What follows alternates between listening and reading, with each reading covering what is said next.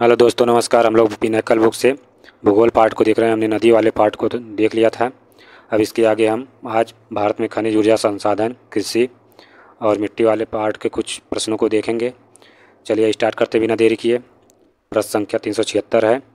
उड़ीसा में बादाम पहाड़ नहीं रहेगा। बादाम पहाड़ खानों में किसका खनन किया जाता है?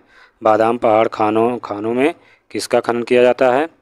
हेमेटाइट का खनन किया जाता है। बादाम पहाड़ में हेमेटाइट का खनन किया जाता है। हेमेटाइट लोहा का एक किस्म है गुणवत्ता के आधार पर।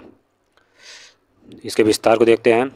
बादाम पहाड़ की खानों में उच्च कोटि का हेमेटाइट अयस्क पाया जाता है। यह टाटा द्वारा विकसित दूसरी लौह खदान है। 377 पर चलते हैं। झारखंड के सिंहभूम जिले का जादूगोड़ा निम्न में से किसका एक महत्वपूर्ण खान है? तो यह यूरेनियम का महत्वपूर्ण खान है। यह जादूगोड़ा खान झारखंड के पूर्वी सिंहभूम जिले के जादूगोड़ा गांव में एक यूरेनियम खदान है।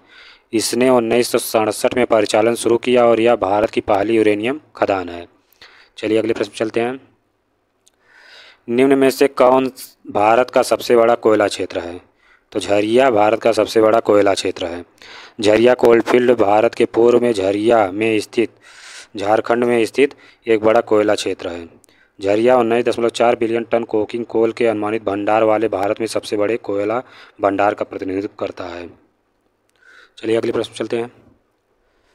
भारत में किस खदान में सोने के भंडार पाए जाते हैं? तो भारत के कोलार खदान में सोने के भंडार पाए जाते हैं।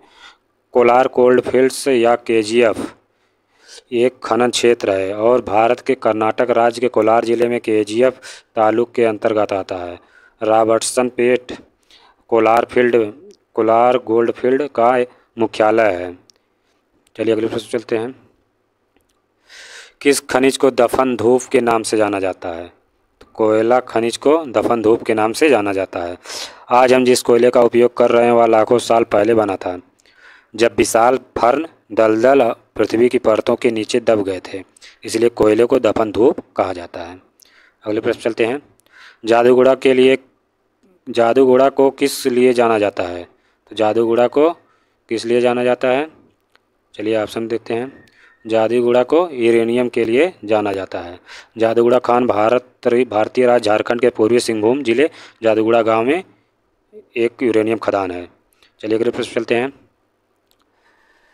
भारत में अभ्रक का सर्वाधिक उत्पादन किस राज्य में होता है? तो भारत में आंध्र प्रदेश में अभ्रक का सर्वाधिक उत्पादन होता है। आंध्र प्रदेश का नेल्लौर जिला अपने अभ्रक कच्चे उत्पादन के लिए प्रसिद्ध है। दूसरी ओर अभ्रक का उत्पादन बड़े पैमाने पर आंध्र प्रदेश, राजस्थान, बिहार और झारखंड राज्यों द्वारा भी किया जाता है। अगले प्रश्न चलते हैं। पृथ्वी के महाद्वीपीय सतह यानी क्रस्ट में प्रचुर मात्रा में पाया जाने वाला खनिज कौन सा है? तो यह स्फटिक या फेल्सपार है। यह बहुत बार परीक्षाओं में आ चुका है, पीसीएस में भी आ चुका है फेल्सपार। पृथ्वी की महाद्वीपीय परत में सबसे प्रचुर खनिज स्फटिकीय यानी फेल्सपार है। 334 है। भारत में निम्नलिखित में से किस राज्य में सर्वाधिक प्रचुर मोनाजाइट निक्षेपों के में से एक है? तो केरल में मोनाजाइट पाया जाता है। केरल भारत के सर्वाधिक प्रचुर मोनाजाइट निक्षेपों में से एक है। प्रश्न संख्या 385 है। झरिया और चंदपुरा कोयला क्षेत्र किस राज्य में स्थित है? तो यह झारखंड राज्य में स्थित है। अगले प्रश्न चलते हैं। निम्नलिखित में से किस राज्य में सुंदरगढ़ मैंगनीज भंडार स्थित है? सुंदरगढ़ मैंगनीज भंडार किस राज्य में स्थित है? तो यह मैंगनीज सुंदरगढ़ निक्षेप उड़ीसा में स्थित है। सुंदरगढ़ जिले में डोलामाइट भी प्रचुर मात्रा में उपलब्ध है। भारत में तृतीयक कोयले असम, अरुणाचल प्रदेश, नागालैंड तथा किस राज्य में पाए जाते हैं? तो मेघालय राज्य में पाए जाते हैं। तृतीयक कोयला भंडार मुख्य रूप से 4 भारतीय राज्यों में पाए जाते हैं।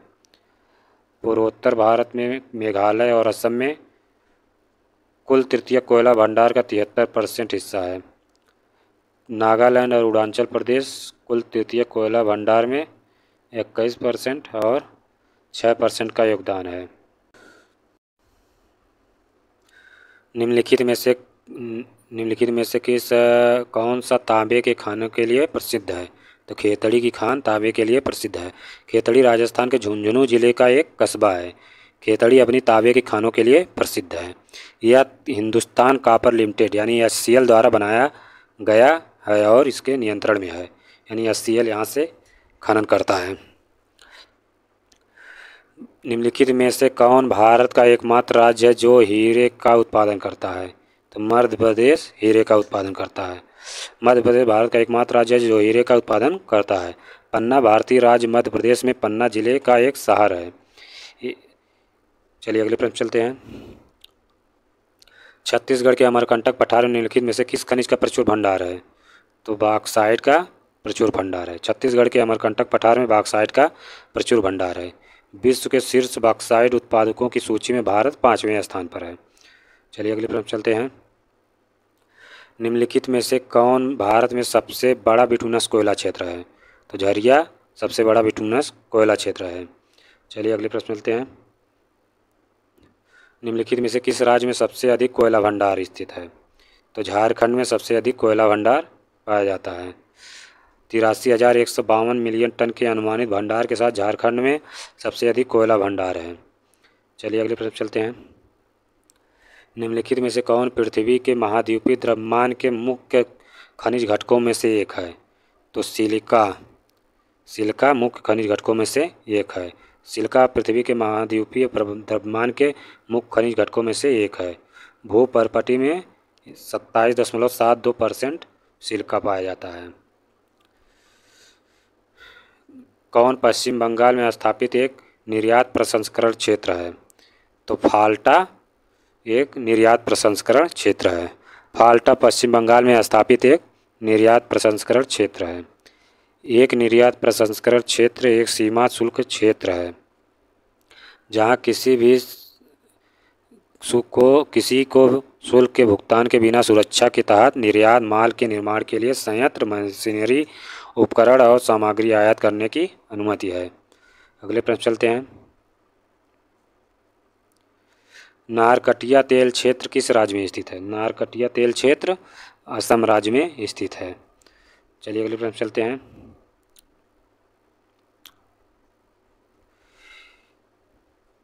तिलैया अल्ट्रा मेगा पावर परियोजना निम्नलिखित में से किस राज्य में स्थित है? तो यह झारखंड राज्य में स्थित है। Tilaiya ultra mega power project Jharkhand के हजारीबाग जिले में एक आगामी 3960 मेगावाट बिजली परियोजना है। चलिए अगले प्रश्न चलते हैं। 397। कठोर मिट्टी पर एक मृत कीट के शरीर के अंग की छाप एक किसका उदाहरण है? तो यह जीवाश्म का उदाहरण है। कठोर मिट्टी पर एक मृत कीट के शरीर के एक अंग की छाप जीवाश्म का उदाहरण है। चलिए अगले प्रश्न चलते हैं। निम्नलिखित में से कौन कच्चे तेल से निर्मित उत्पाद नहीं है? नहीं पूछा है, इस पे ध्यान देना है। तो यह एंथ्रेसाइट कोयला का एक उत्पाद है। एंथ्रेसाइट कच्चे तेल से बना उत्पाद नहीं है। एंथ्रेसाइट जिसे कठोर कोयले के रूप में भी जाना जाता है, कठोर कोयले की एक कठोर कॉम्पैक्ट किस्म है जो सब मेटेलिक चमक होती है। दोस्तों कोयला का पार्ट, खनिज का पार्ट ख़त्म हो गया। अब चलते हैं हम कृषि वाले पार्ट पे। कृषि के पार्ट को देखेंगे। कृषि के पार्ट में 399 से शुरू है। स्टार्ट करते हैं। शिफ्टिंग कल्टीवेशन अथवा स्थानांतरण कृषि को उत्तर पूर्व भारत में किस नाम से जाना जाता है? तो उत्तर पूर्व भारत में झूम खेती के नाम से जाना जाता है। उत्तर पूर्वी भारत में झूम खेती को झूम के नाम से जाना जाता है। झूम खेती जिसे स्लैश एवं बर्न कृषि भी कहा जाता है। इसमें पहले पेड़ों और वनस्पतियों की भूमि को साफ करके किया जाता है। निम्न में से कौन सा देश विश्व में गेहूं का सबसे बड़ा उत्पादक है? तो चीन गेहूं का सबसे बड़ा उत्पादक है। चलिए अगले प्रश्न चलते हैं। देखिए पहले का था सही, लेकिन आज भी चीन पहले स्थान पर है। चलिए अगले प्रश्न चलते हैं। निम्न में से कौन सा राज्य भूत जोलोकिया काली मिर्च के लिए प्रसिद्ध नहीं है? तो उड़ीसा काली मिर्च के लिए प्रसिद्ध नहीं है। भूत जोलोकिया को भूत मिर्च और भूत जोलोकिया के रूप में भी जाना जाता है। पूर्वोत्तर भारतीय राज्यों अरुणाचल प्रदेश, असम, नागालैंड, मणिपुर में खेती की जाने वाली एक इंटर स्पेसिफिक हाइब्रिड मिर्च है। यह शिमला मिर्च चिनेंस और शिमला मिर्च फ्रूटेंस का एक संकर है और नागालैंड और बांग्लादेश के नागा मोरिच से निकटता से संबंधित है। भारत के सर्वश्रेष्ठ चाय बागानों में से एक टेमी चाय बागान किस राज्य का एकमात्र चाय बागान है? तो यह सिक्किम का चाय बागान है। टेमी चाय बागान सिक्किम भारत सरकार द्वारा 1969 में स्थापित किया गया था, जो भारत के उत्तर पूर्वी राज्य सिक्किम में दक्षिण सिक्किम में स्थित है। चलिए अगले प्रश्न चलते हैं। निम्न में से कौन सा राज्य भारत का सबसे बड़ा जूट उत्पादक राज्य है? तो भारत का सबसे बड़ा जूट उत्पादक राज्य पश्चिम बंगाल है। इसके विस्तार को देखते हैं। पश्चिम बंगाल भारत में जूट का सबसे बड़ा उत्पादक है। इसके बाद बिहार, असम, आंध्र प्रदेश आते हैं। कृषि के संदर्भ में बरानी शब्द किसको संदर्भित करता है? बरानी शब्द किसको संदर्भित करता है? तो यह वर्षा पोषित कृषि को संदर्भित करता है। बरानी कृषि एक प्रकार की खेती है जो पानी के लिए वर्षा पर निर्भर करती है। अगले प्रश्न चलते हैं। सिल्वर फाइबर क्रांति का संबंध किससे है? तो यह कपास से है। सिल्वर फाइबर क्रांति कपास से जुड़ी हुई है। भारत में नीली क्रांति के जनक किसे कहा जाता है? तो भारत में नीली क्रांति के जनक हीरालाल चौधरी को कहा जाता है। देखिए, हमेशा हरित क्रांति पूछता है, कभी कभी नीली क्रांति भी पूछ देता है। नीली क्रांति हीरालाल चौधरी हैं। हीरालाल चौधरी और डॉक्टर अरुण कृष्णन को नीली क्रांति के जनक के रूप में जाना जाता है। मूंगा रेशम का संबंध भारत के निम्न में से किस राज्य से संबंधित है? तो यह असम राज्य से संबंधित है। मूंगा रेशम काफ़ी हद तक असम राज्य और अन्य उत्तर पूर्वी राज्यों में से जुड़ा है और हाल ही में पश्चिम बंगाल में फैला है। देश में उत्पादित रेशम का 80% सातूत रेशम का होता है, जिसका उत्पादन 3 दक्षिणी राज्यों कर्नाटक, आंध्र प्रदेश, तमिलनाडु में होता है। इसके बाद पश्चिम बंगाल, जम्मू कश्मीर का स्थान आता है। चिपको आंदोलन का संबंध किससे था? तो चिपको आंदोलन का संबंध पेड़ों की वनीकरण से संबंधित था। चलिए इसके विस्तार देखते हैं।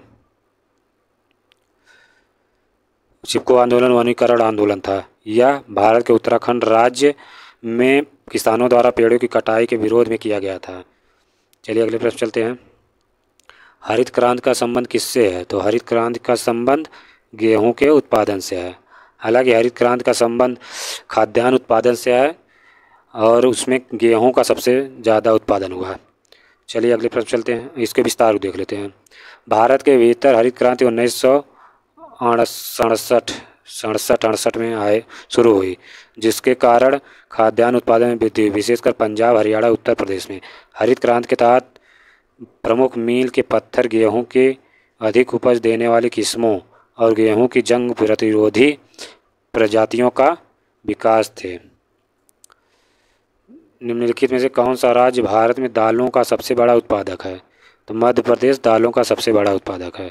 मध्य प्रदेश भारत का सबसे बड़ा दाल उत्पादक क्षेत्र है। भारत में खरीफ का मौसम काफ़ी हद तक किसके साथ मेल खाता है? या दक्षिण पश्चिम मानसून के साथ मेल खाता है। भारत में खरीफ फसल का मौसम दक्षिण पश्चिम मानसून के साथ मेल खाता है। खरीफ मौसम के तहत उगाई जाने वाली फसलें ज्वार, चावल, अरहर आदि हैं। निम्नलिखित में से कौन सी फसल खरीफ फसल का एक उदाहरण है? तो खरीफ फसल का कौन सा उदाहरण है? खरीफ फसल का कपास है। खरीफ फसल मानसून के मौसम में उगाई जाने वाली फसलें हैं। खरीफ फसलों में चावल, मक्का, ज्वार, बाजरा, अरहर, सोयाबीन, मूंगफली, कपास आदि शामिल हैं। चलिए अगले प्रश्न चलते हैं। पंजाब, हरियाणा, राजस्थान तथा तमिलनाडु राज्यों में किसकी जल की उपयोगिता बहुत ज़्यादा है? तो भूमि को जल की उपयोगिता बहुत ज़्यादा है। पंजाब, हरियाणा, राजस्थान और तमिलनाडु में राज्य में भूजल का उपयोग बहुत अधिक होता है। निम्नलिखित में से कौन सा एक प्राकृतिक फाइबर नहीं है? तो टेरिलिन प्राकृतिक फाइबर नहीं है। टेरिलिन एक सिंथेटिक पॉलिएस्टर फाइबर या फैब्रिक है जो टेरिप्थेलिक एसिड पर आधारित है, जो हल्केपन और क्रीज प्रतिरोध की विशेषता है और कपड़ों, चादरों, रस्सियों, पालों के लिए उपयोग किया जाता है। एक नीति जिसमें एक व्यक्ति के स्वामित्व में आने वाली भूमि के अधिकतम आकार को निर्धारित करना शामिल है, क्या कहलाती है? भूमि सीलिंग कहलाती है। जिस नीति में किसी व्यक्ति के स्वामित्व वाली भूमि का अधिकतम आकार तय करना शामिल है उसे लैंड सीलिंग कहा जाता है।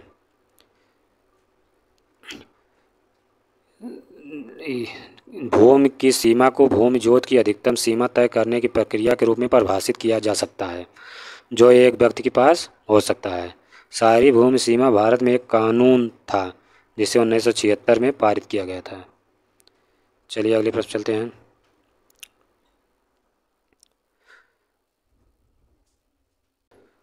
आमतौर पर सुविधा के उद्देश्यों के लिए अलग अलग पेड़ों को स्थापित करने और प्रबंधित करने का एक अभ्यास है। अभ्यास नहीं रहेगा, तरीका है या अर्बोरिकल्चर है।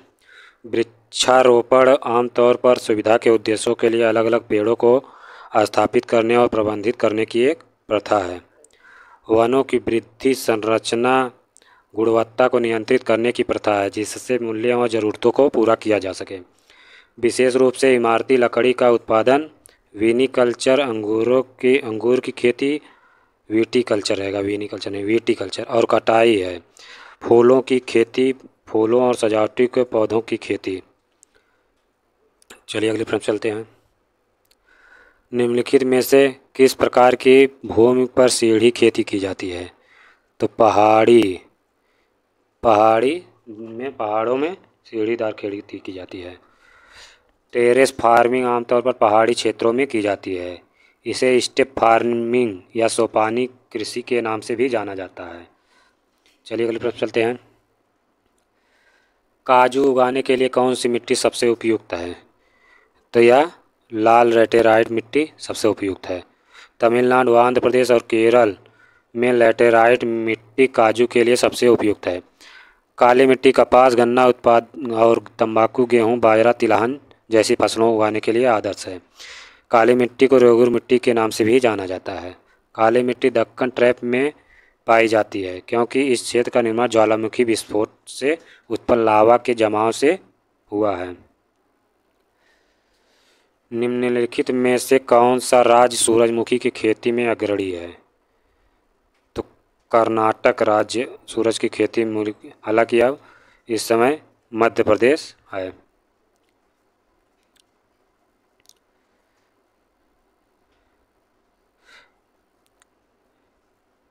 किस राज्य की खेतों को काट तथा दलहन कृषि कहा जाता है?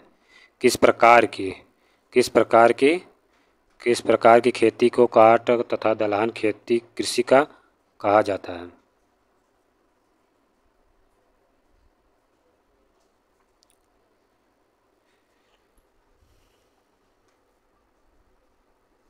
किस प्रकार की खेती को काट तथा दलहन कृषि कहा जाता है? तो आदिम निर्वाह खेती। आदिम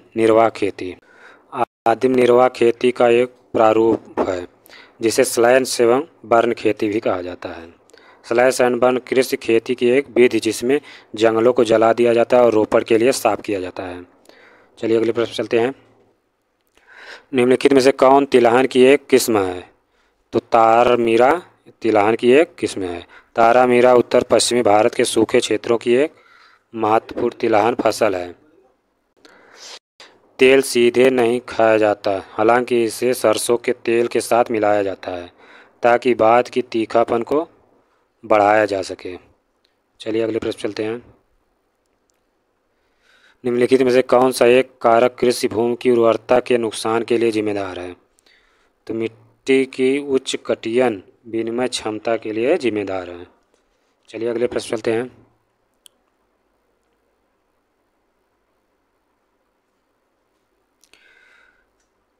निम्नलिखित में से कौन सी उत्तर भारत में खरीफ की फसल और दक्षिण भारत में रबी की फसल है? तो तिल रबी की फसल है। तिल उत्तर भारत में खरीफ की फसल और दक्षिण भारत में रबी की फसल है। सर्दियों के मौसम के में नवंबर से अप्रैल तक उगाई जाने वाली फसलें रबी फसल कहलाती हैं। चलिए अगले प्रश्न चलते हैं। निम्नलिखित में से कौन सी फसल भारत के दक्षिणी राज्यों में वर्ष भर उगाई जाती है? तो चावल वर्ष भर उगाई जाती है। चावल भारत के दक्षिणी राज्यों में साल भर उगाई जाने वाली फसल है। भारत दुनिया में चावल का दूसरा सबसे बड़ा उत्पादक और दुनिया में चावल का सबसे बड़ा निर्यातक है। भारत के किस राज्य में सिंचाई के तहत सबसे अधिक भूमि का प्रतिशत है? फसली भूमि का प्रतिशत है तो पंजाब सबसे अधिक फसली भूमि का प्रतिशत है। चलिए अगले प्रश्न चलते हैं। निम्नलिखित में से किसने कायरा जिला सहकारी दुग्ध उत्पादन संघ लिमिटेड को श्वेत क्रांति की शुरुआत करते हुए अपने काम का विस्तार करने में मदद की? तो वर्गीज कुरियन ने Kaira district cooperative milk producers union limited को श्वेत क्रांति की शुरुआत करते हुए अपने काम का विस्तार करने में मदद की। वह एक सामाजिक उद्यमी थे जिनके अरब लीटर विचार ऑपरेशन फ्लड ने डेयरी फार्मिंग को भारत का सबसे बड़ा आत्मनिर्भर उद्योग बना दिया। निम्नलिखित में से कौन उत्तर में खरीफ की फसल और दक्षिण में रबी की फसल है? तो तिल उत्तर में खरीफ और दक्षिण में रबी की फसल है। चलिए अगले प्रश्न चलते हैं। निम्नलिखित में से कौन सी एक प्रसिद्ध किस्म की कॉफ़ी है जो शुरू में यमन से भारत में लाई गई थी? तो अरेबिका प्रसिद्ध कॉफ़ी है। अरेबिका कॉफ़ी की एक प्रसिद्ध किस्म है जिसे शुरू में यमन से भारत में लाया गया था। यह कर्नाटक, केरल और तमिलनाडु की पहाड़ियों में उगाया जाता है। निम्नलिखित में से कौन रोपड़ फसल की श्रेणी में आता है? तो कॉफ़ी रोपड़ फसल की श्रेणी में आता है। कॉफ़ी बागान फसल की रोपड़ श्रेणी में आती है। यहाँ रोपड़ नहीं दिया है। वृक्षारोपण फसल शब्द से तात्पर्य उन फसलों से है जो एक व्यक्ति या एक कंपनी के स्वामित्व और प्रबंधन के निकटवर्ती क्षेत्रों में व्यापक पैमाने पर उगाई जाती है। चलिए अगले प्रश्न चलते हैं। निम्नलिखित में से कौन सा विकल्प गलत तरीके से जोड़ा गया है? तो अमरूद तेलंगाना में नहीं होता है। अमरूद महाराष्ट्र, बिहार, आंध्र प्रदेश, उत्तर प्रदेश, राजस्थान, कर्नाटक और गुजरात, उत्तर प्रदेश और गुजरात में होता है। सेब हिमाचल प्रदेश में होता है। संतरा नागपुर में, केला केरल में। चलिए अगले प्रश्न चलते हैं।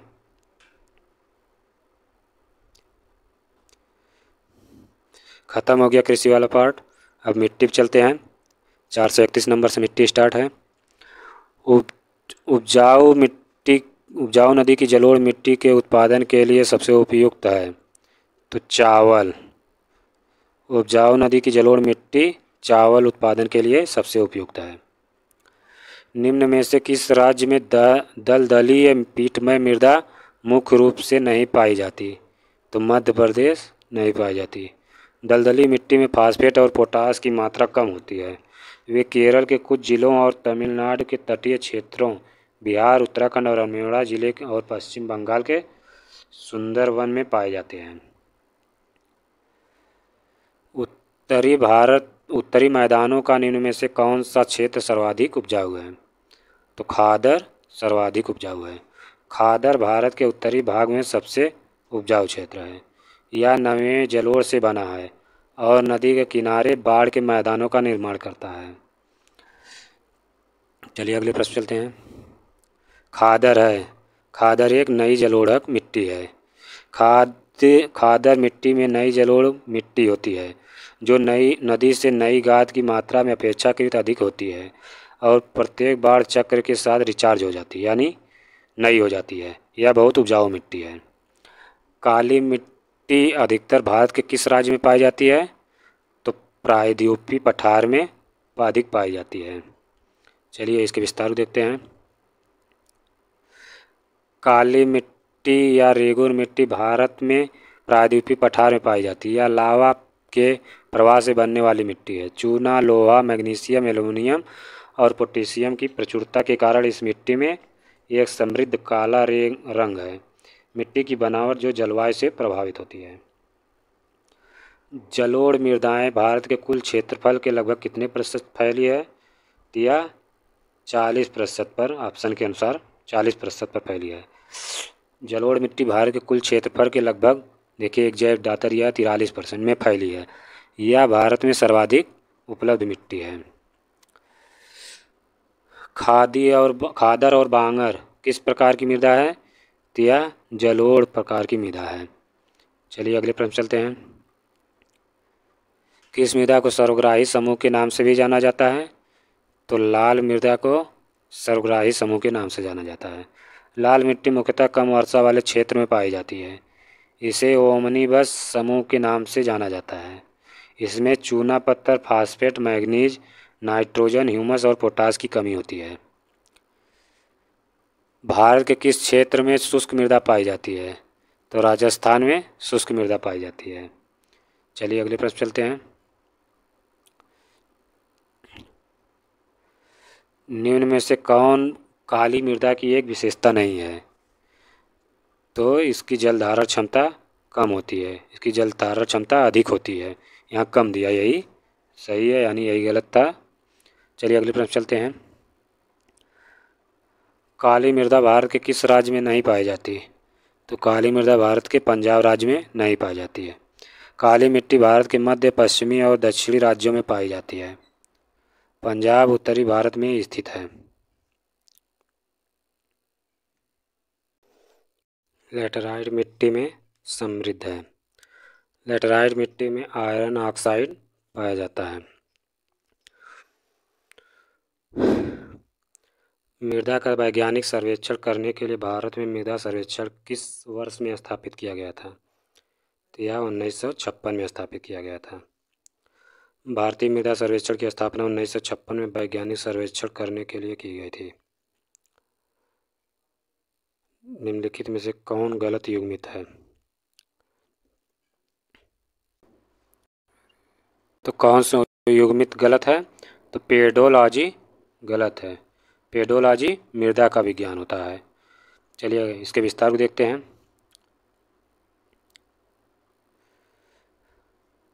पेडोलॉजी मृदा विज्ञान के भीतर एक अनुशासन है जो मिट्टी के गठन, विकास और सैद्धांतिक ढांचे को समझने और चित्रित करने पर केंद्रित है, जिसके माध्यम से हम अक्सर प्राकृतिक पर्यावरण के संदर्भ मिट्टी को प्रकृति को समझते हैं। अगले प्रश्न चलते हैं। रॉबर्ट के खेतों में रेतीली मिट्टी है, उसके खेत में आदर्श रूप से कौन सी फसल उगाई जा सकती है? तो आदर्श रूप से मकई उगाई जा सकती है। चना को विभिन्न प्रकार की मिट्टी में उगाया जा सकता है, लेकिन अच्छी जल निकासी वाली मध्यम से काली कपास की मिट्टी बहुत उपयुक्त होती है। इसे हल्की जलोढ़ मिट्टी में भी उगाया जा सकता है, जो कार्बनिक पदार्थों से भरपूर होती है। यह पानी से भरी और अम्लीय मिट्टी पर अच्छी तरह से विकसित नहीं हो सकता। मकई को समृद्ध, नम, अच्छी तरह से सूखा रेतीली मिट्टी की आवश्यकता होती है। मकई, यही क्वेश्चन पूछ रहा है मकई के बारे में। चलिए अगले प्रश्न चलते हैं। हिमनदों की मिट्टी और अन्य सामग्री के मोटे निक्षेप हैं जो मोराइन से जुड़े हुए हैं। तो करेवाज मोराइन से जुड़े हुए हैं। करेवाज हिमाच्छादित मिट्टी और मोराइन से जुड़ी एक अन्य सामग्री के मोटे निक्षेप हैं। करेवाज कश्मीर की घाटी में और जम्मू और कश्मीर के जम्मू भाग के भद्रवा घाटी में लैक्टिन अवक्षेप हैं। अगले प्रश्न चलते हैं। उष्णकटिबंधीय क्षेत्रों में पाई जाने वाली एक गहरी लाल मिट्टी है और अक्सर मार्फिक आग्नेय आधार पर विकसित होती है। यह है लैटेराइट मिट्टी। चलिए अगले प्रश्न चलते हैं।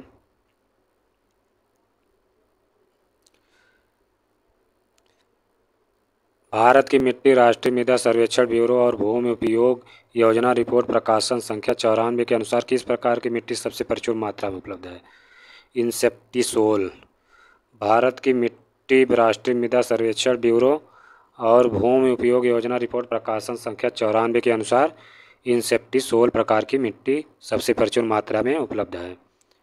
चलिए इसके अगले प्रश्न पे देखते हैं। मिट्टी के किस हिस्से में खनिज पदार्थ, पोषक तत्वों और जल के साथ कार्बनिक पदार्थ समाविष्ट कर देते हैं? तो क्षितिज सबसे ऊपरी क्षेत्र है जहाँ कार्बनिक पदार्थ, खनिज पदार्थ, पोषक तत्वों और पानी के साथ शामिल होते हैं। निम्नलिखित में से कौन सी चट्टानों शिलीभवन प्रक्रिया द्वारा होता है? तो यह अवसादी चट्टान शिलीभवन प्रक्रिया द्वारा होता है। तलछटी चट्टानें लिक्विफिकेशन प्रक्रिया से बनती हैं। तलछटी चट्टानें पृथ्वी की सतह पर या उसके पास बनती हैं, जो काया पलट और आग्नेय चट्टानों के विपरीत होती हैं, जो पृथ्वी के भीतर गहरी बनती हैं। अगले प्रश्न चलते हैं। निम्नलिखित में से कौन सी मिट्टी भारी वर्षा और उच्च आर्द्रता वाले क्षेत्र में पाई जाती है? तो यह पीट मिट्टी पाई जाती है। पीट मिट्टी या दलदली मिट्टी जलभराव और अवायवीय स्थितियों का परिणाम है। वे भारी वर्षा और उच्च आर्द्रता वाले क्षेत्र में पाए जाते हैं। यहाँ वनस्पति अच्छी वृद्धि होती है। निम्नलिखित में से कौन सा कारक मिट्टी के निर्माण के लिए जिम्मेदार नहीं है? तो मवेशी चराई। मृदा खनिज मृदा का आधार बनते हैं। वे अपक्षय और प्राकृतिक क्षरण की प्रक्रियाओं के माध्यम से चट्टानों से उत्पन्न होते हैं। पानी, हवा, तापमान परिवर्तन, गुरुत्वाकर्षण, रासायनिक संपर्क, जीवित जीव और दबाव अंतर यानी दाबांतर सभी मूल सामग्री को तोड़ने में मदद करते हैं। जलोढ़ मिट्टी के बारे में निम्नलिखित में से कौन सा कथन सही नहीं है? तो हिमालयी क्षेत्र में हमें जलोढ़ मिट्टी मिलती है, कथन गलत है। हिमालयी क्षेत्र में जलोढ़ मिट्टी नहीं मिलती है। हिमालयी क्षेत्र में पाई जाने वाली मिट्टी पर्वतीय प्रकार की होती है। चलिए अगले प्रश्न चलते हैं। मिट्टी के किस भाग में ह्यूमस होता है? तो क्षितिज में ह्यूमस पाया जाता है। इसको अगले क्वेश्चन में हम देख चुके थे। चलिए अगले प्रश्न चलते हैं। कौन सी मिट्टी उत्तरी मैदानों और नदी घाटियों के में फैली हुई है और भारत के कुल क्षेत्रफल का लगभग 40% है? तो यह जलोढ़ मिट्टी है। इसको पहले भी देख चुके हैं। चलिए अगले प्रश्न चलते हैं। मृदा संरक्षण की निम्नलिखित में से कौन सी प्रक्रिया मल्चिंग कहलाती है? कौन सी प्रक्रिया मल्चिंग कहलाती है? पौधों के बीच के खाली जमीन पुआल जैसे कार्बनिक पदार्थों की एक परत से ढकी होती है। इसे मल्चिंग विधि कहते हैं। पौधों के बीच खाली जमीन पुआल जैसे कार्बनिक पदार्थ की एक परत से ढकी होती है। मृदा संरक्षण की इस प्रक्रिया को मल्चिंग कहते हैं। ढकने के लिए प्रयुक्त सामग्री मल्च कहलाती है। व्यावसायिक रूप से महत्वपूर्ण फसलों, फलों के पेड़, सब्जियां, फूल, नर्सरी पौधों आदि की खेती करते समय आमतौर पर मल्चिंग का प्रयोग किया जाता है। भारत का संपूर्ण उत्तरी मैदान किससे बना है? तो यह जलोढ़ मिट्टी से बना है। भारत का पूरा उत्तरी मैदान जलोढ़ मिट्टी से बना है। जलोढ़ मिट्टी गंगा के मैदानों पंजाब, हरियाणा, उत्तर प्रदेश, बिहार, पश्चिम बंगाल, असम, गुजरात में पाई जाती है। अगले प्रश्न चलते हैं। निम्नलिखित में से कौन सी मृदा संरक्षण की एक विधि है? मृदा संरक्षण की एक विधि मल्चिंग है। चलिए अगले इसके विस्तार को देखते हैं। मल्चिंग मृदा संरक्षण की एक विधि है। मृदा संरक्षण अभ्यास, संरक्षण, जुताई, कंटूर खेती, पट्टी फसल, विंड ब्रेक, फसल रोटेशन, कवर फसल, बफर स्ट्रिप, घास जलमार्ग हैं। चलिए दोस्तों, मिट्टी वाले पार्ट भी हम ख़त्म कर लिए। आज हम एक ही क्लास में खनिज, कृषि और मिट्टी वाले पार्ट को ख़त्म कर लिया। अगली क्लास में वनस्पति से स्टार्ट करते हैं। जय हिंद दोस्तों।